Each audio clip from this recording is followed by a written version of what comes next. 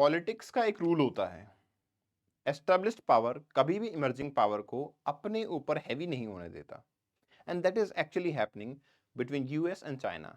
और ये मान के चलो कि चाइना के लिए ये बहुत टफ होने वाला है, जो कि डोनाल्ड ट्रंप ने क्रिएट कर दिया है। लेकिन इस टफनेस का फायदा मोदी जी इस पॉडकास्ट के अंदर कहते हुए नजर आ रहे हैं कि इंडिया इसका फायदा उठा सकता है। हालांकि उन्होंने इन डायरेक्ट शब्दों का यूज नहीं किया, लेकिन मैं बताता हूं कि चाइना की एक्चुअल पोजीशन क्या है और इस पॉडकास्ट में ऐसा मोदी जी ने क्या बोला जिससे चाइना एक्चुअली एग्री तो कर रहा है, बट फिर भी सवाल काफी डीप है कि इंडिया शायद इस चीज का फायदा उठाने वाला है। देखिए सिचुएशन क्या है। चाइना की economical condition, political condition, China की डिफेंस सिचुएशन, वो तीनों ही क्रिटिकल फेज में है। इकोनॉमिकल सिचुएशन की बात करूं तो चाइना एक टाइम ऐसा था जब डबल डिजिट से ग्रो कर रहा था, लेकिन अब चाइना की सिचुएशन उस डबल डिजिट से घट के 3 to 4% आ गई है। इतना ही नहीं, अब आगे सुनिए। चाइना ने यूएस के साथ जो ट्रेड पार्टनरशिप बनाई हुई थी उस पे डोनाल्ड ट्रंप ने आते ही बोला था कि कम से कम 20% का टैरिफ होगा। और अब वो चीज ग्राउंड लेवल पे आ चुकी है। डोनाल्ड ट्रंप ने अनाउंस किया है कि 10% से टैरिफ बढ़ा दिए गए हैं। 10% पहले लग रहे थे, अब 10% और टैरिफ होंगे। और उसके काउंटर में चाइना, जो कि बहुत सारे एग्रीकल्चर प्रोडक्ट यूएस से इंपोर्ट करता था, उस पर भी टैरिफ उन्होंने इंपोज करने स्टार्ट कर दिए। तो it's a kind of tariff war जो स्टार्ट हो चुका है, जिससे कि चाइना के इकोनॉमिकल डेवलपमेंट में काफी ज्यादा डेंट देखने को मिल जाएगा।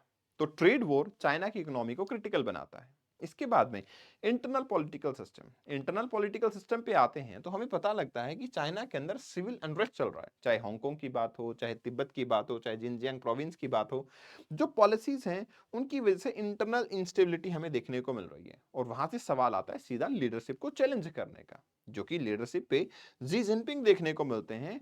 और यहीं पे चाइना के लोग चाइना से ये भी सवाल पूछ रहे हैं, जो चाइना पाकिस्तान इकोनॉमिक कॉरिडोर बनाया था, जिसके थ्रू आपने ये वादे किए थे कि पाकिस्तान के अंदर जो पोर्ट होगा, जो मिनरल्स होंगे, उनको हम एक्सप्लोर करेंगे और हमारी इकोनॉमिकल डेवलपमेंट होगी। उसमें ऐसा कुछ नजर नहीं आ रहा, उल्टा बलूचिस्तान पाकिस्तान के हाथ से निकलता हुआ नजर आ रहा है, जो कि सबसे मिनरल रिच एरिया है। तो चाइना पाकिस्तान इकोनॉमिक कॉरिडोर बनाने का एक्चुअल फायदा क्या होगा, वो जरा एक्सप्लेन कीजिए। तीसरी चीज आती है मिलिट्री प्रेशर। देखिए, चाइना की बात करते हैं तो चाइना का ये जो रीजन है जिसपे साउथ चाइना से उसको ब्लू सॉइल के नाम से जानता है, वो धीरे धीरे अनस्टेबल होता जा रहा है, जिससे कि चाइना की मिलिट्रिकल मोबिलिटी उधर की तरफ देखने को मिलती है। और यहां प्रॉब्लम आती है कि चाइना जिस बॉर्डर पे इंडिया के साथ बहुत बड़े कॉन्फ्लिक्ट क्रिएट करने की कोशिश करता था, अब ये चीजें हाथ से निकलते हुए चाइना को वो कंट्रोल करना पड़ेगा। और दैट्स वाई मैं कह रहा हूं कि चाइना की पोजीशन अब वीक नजर आ रही है।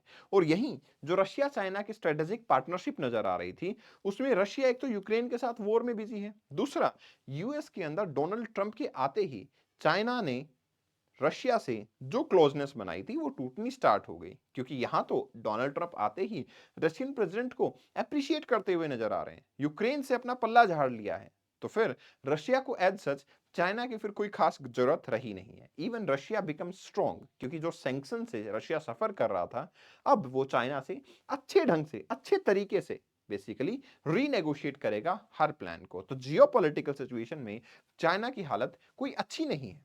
और फिर मैं ग्लोबल इन्फ्लुएंस पे बात करूं तो मुझे ये पता लगता है कि चाइना का धीरे धीरे एक इमेज जो है वो एक्सप्लॉइटेटर की बनती जा रही है। चाहे मैं चाइना की बात करता हूं आपके इंडियन ओशन रीजन के अंदर कुछ कंट्रीज की, या फिर मैं बात करूं आपके नेबरिंग कंट्रीज की। इवन धीरे धीरे जियोपॉलिटिकल सिचुएशन में क्वाड्रिलेटरल ग्रुप, एयू के यूएस, ये भी काफी स्ट्रोंग होते हुए नजर आ रहे हैं। आपने कुछ दिन पहले ही देखा होगा मोदी जी की जो विजिट थी, जिसमें मॉरिशस में उन्होंने क्लियर कर दिया कि नेबरहुड फर्स्ट की पॉलिसी इंडिया के लिए सबसे प्राइमरी है और इंडियन ओशियन रीजन के अंदर स्टेबिलिटी के लिए इंडिया सब कुछ करेगा। तो यहां चाइना थोड़ा सा फीका पड़ता हुआ नजर आ रहा है। इसके अलावा अगर मैं बात करूं तो वेस्टर्न सैंक्शन इस प्रॉब्लम को और एग्जैगरेट कर देते हैं।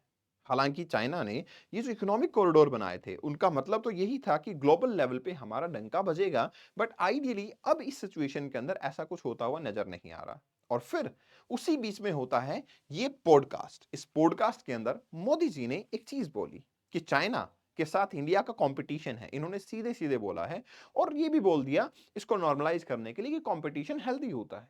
बट हाँ, ये एक राइट टाइम होगा जब चाइना और इंडिया अपनी स्ट्रेटेजिक पार्टनरशिप को देखते हुए अपने बॉर्डर इश्यूज को सॉल्व कर दें। अब आप समझ सकते हो, हालांकि इस पॉडकास्ट में बड़े सारे क्वेश्चन पूछे गए थे जिसमें पाकिस्तान के ऊपर तीर दागते हुए मोदी जी ने सीधे सीधे ये जवाब दिया कि पाकिस्तान टेररिज्म का गढ़ है।